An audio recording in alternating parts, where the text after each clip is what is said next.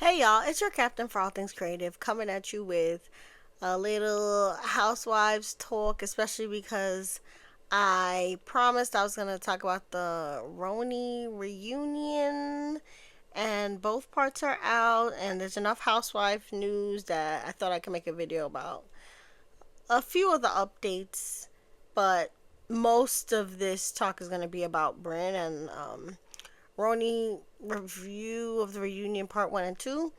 But we're gonna talk a little bit about Dolores winning Traitors.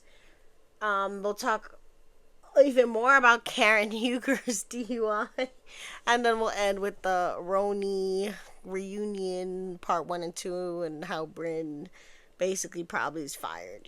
Based on how she's been acting, how the cast is reacting to her. So I'll put timestamps in the video so you can skip to what you want to talk about. But first, let's talk about Delolo real quick. Now, if you aren't really into reality games, you might not be up on this Traitors news. But if you like Real Housewives of New Jersey, whether you watch Traitors or not, we got to give a shout out to our girl Dolores Catania, or Black Dolores, like Wendy Williams would say, because Dolores is the first housewife to be one of the winners of Traitors. This season, the Traitors were horrendous, except for Boston Rob.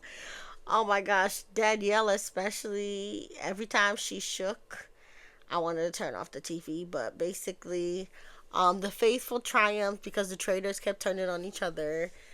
And I definitely am very proud of Dolores. I think she seemed like she was clueless a lot of the times, but she did play the game well enough that the Traitors felt like she was loyal to keep around, and she helped get rid of them all in the end. So shout out to Dolores. This is our first housewife winner, and this season I also felt like they were targeting housewives early. Like they got rid of Ayan almost immediately. They got rid of Dorinda. They got rid of Robin. So the housewives were really getting targeted. So for Dolores to survive in a season where housewives were especially targeted, kudos to her. I don't know about the fate of New Jersey, but I think Dolores will be back whatever they decide to do, because she's friends with everybody, and I think she's a great reality star. So congrats to Dolores. And now, on less happy news, let's talk about our Real Housewives of Potomac auntie, Karen Huger, who is now in the slammer, y'all. They locked her up, and they thrown away the key for at least a year. So our girl Karen Huger, we have been hearing about her having problems with addiction for a while now. I think a lot of the women were shady about it, especially Charisse and especially Ashley Darby. But it's clear that Karen does have a real problem, because reports came out that this recent DUI that landed her in jail is actually her fourth DUI, which is very problematic because she's been putting her life and so many people lives in danger for so long that I don't even know why she went to trial. And during the sentencing hearing, she apologized for even going to trial. But let's get into this article before I say a little bit more of my thought. So basically, Andy Cohen and her I guess, workers on Potomac weighed in on the issue.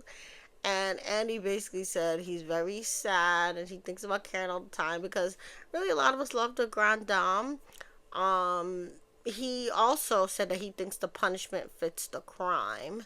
So he also, like the judge, like a lot of people, felt like Karen deserves jail time. Andy also said that he was surprised that Karen turned down some plea deals that would have kept her out of jail. Apparently, one of the options she had was just doing 6 months at home, which is a lovely home, but I don't know what kind of lawyer she had, and whoever she had at first, I guess, thought that there would be a loophole, because from what I heard, allegedly, she was not read her Miranda rights during the arrest, and I guess her and her lawyers thought that she could get away with all the drunkenness and the hitting the trees and all that because she was not read her rights. But very sad stuff. Um, Last but not least, you have Ashley Darby saying that she cried when she heard that Karen was arrested, which I don't really believe. But Giselle also said that she's concerned and she doesn't think that Karen is cut out for jail. Now, from the body camera footage that I saw, I really don't think Karen had any business going to trial. During the sentencing here, she tried to bring up letters from her church and whatnot, but the judge was not playing with her.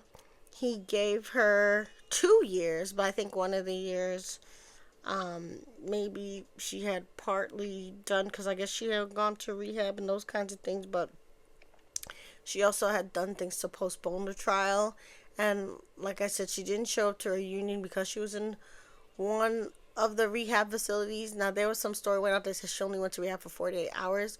But no, she did two separate programs, I believe. One was like a Scared Straight program, and that was like the 48 hours where she did kind of like a simulation, I guess, of going to jail. And then she went to a longer rehab. So I think that's why she was only serving one of the 2 years. But if you know more, definitely feel free to say in the comments what you know. I think if we're looking at Housewives with DUI, Shannon Bedore from OC handled it the best. She took responsibility. She got a car that like has a breathalyzer in it. She was not trying to get away with anything or throw dust in people's eye or go to trial like Karen did.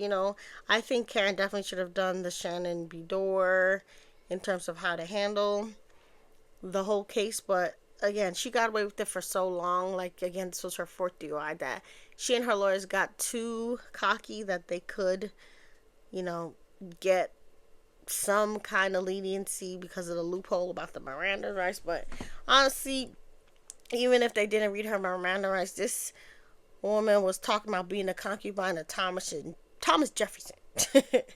And really, she could have ended up in a straitjacket if she wasn't so clearly out of like the range of sobriety. Like, she was sauced in the video, and I feel so bad for Karen, but I do think she needed to be stopped. I wish they would send her to rehab, but she has avoided rehab for so long, and again, this is her fourth offense. So I just really, really pray that she's safe in the prison that she's at. I hope the other people are also La Dames and they help her out. And I just really think that people do not need to drink and drive. This is a hard lesson that she needs to have. But so many people have lost people, to incidents on the road where they were drunk drivers or drivers under the influence. So Karen has no excuse, and she had to be stopped. So last but not least, let's talk about Brynn and this RHONY reunion. So part 1 and 2, I'm just gonna kind of merge together with all the different feuds. First was Jessel versus Brynn, and you kind of see in the beginning Brynn trying to go up to Jessel like nothing happened and everything was okay, and Jessel's looking at her like, are you just like really delusional?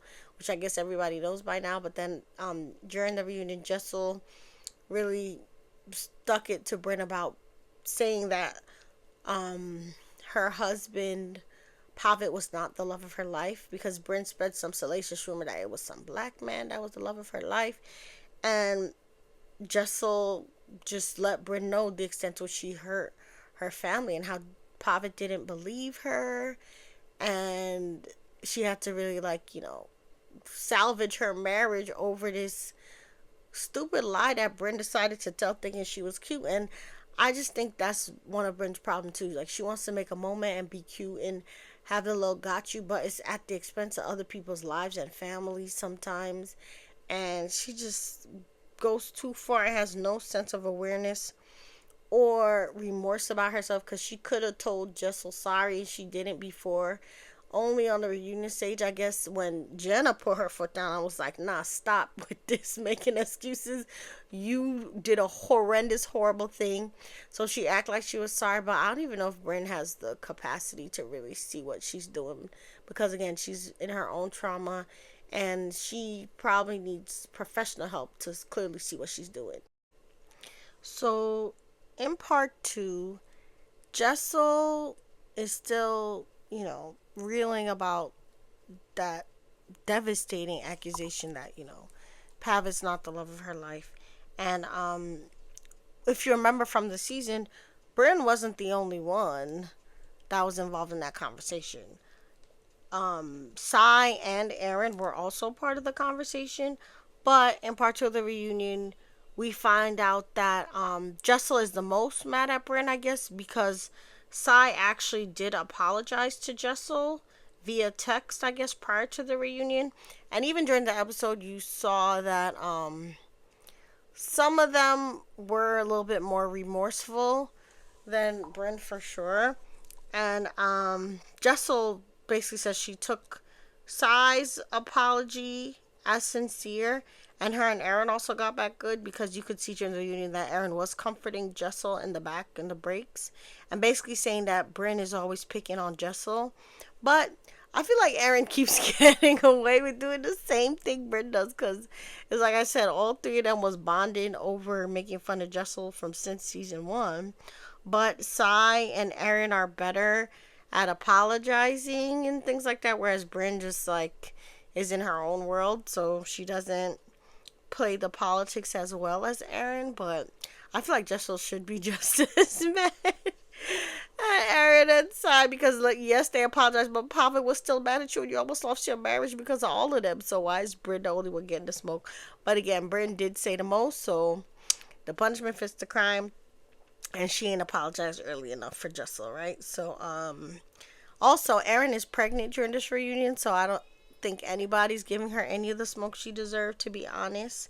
But the main event of part two and the season obviously is Brynn versus Uba, and they try to unpack it at the reunion, but they do a horrible job. So basically, what I felt from the reunion is that they were all playing dumb about what Uba went through and what her problem was. Because basically, if you remember correctly, Uba was asleep at the table during the Puerto Rican trip when they was eating dinner, and Brynn started all the mess with her by asking her why she was even there, and basically insinuating that Uba doesn't add anything to the cast / show.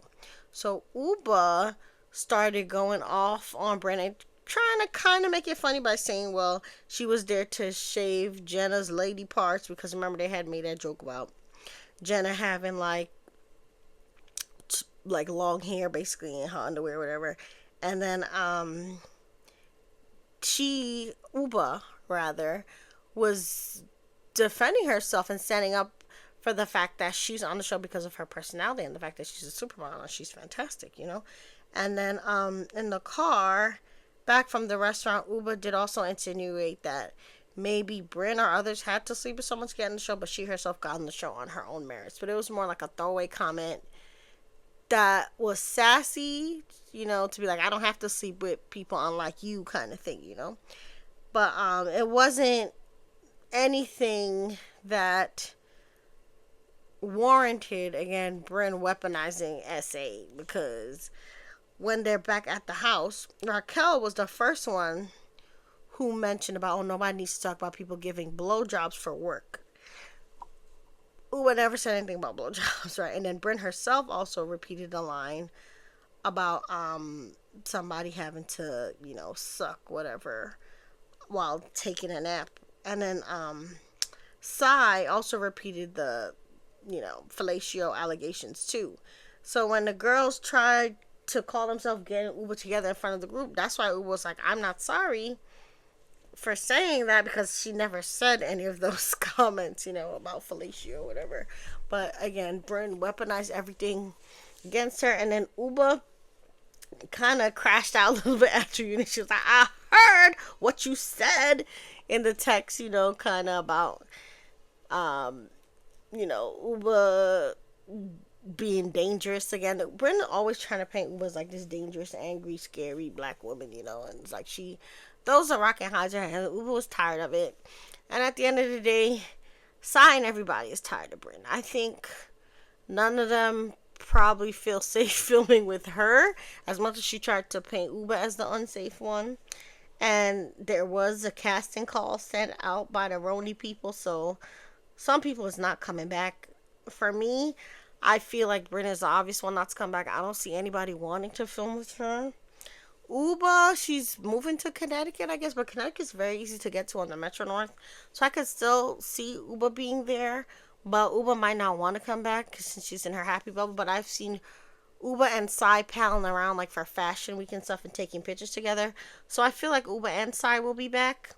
If I had to guess, I think Brynn and maybe Jenna Lyons won't be back because they got in to Jenna Lyons about, not saying nothing to the cast about her relationship, but then doing interviews about her relationship and then hiding her significant other. And she's done it 2 seasons now.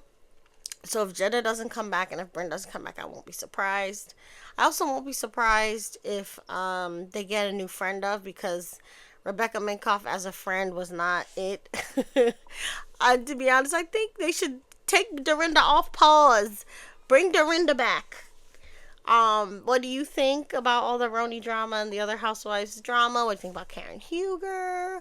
Are you proud of Dolores on Traitors? Say what you think in the comments. And remember, you're the master of your fate and the captain of your soul. Bye.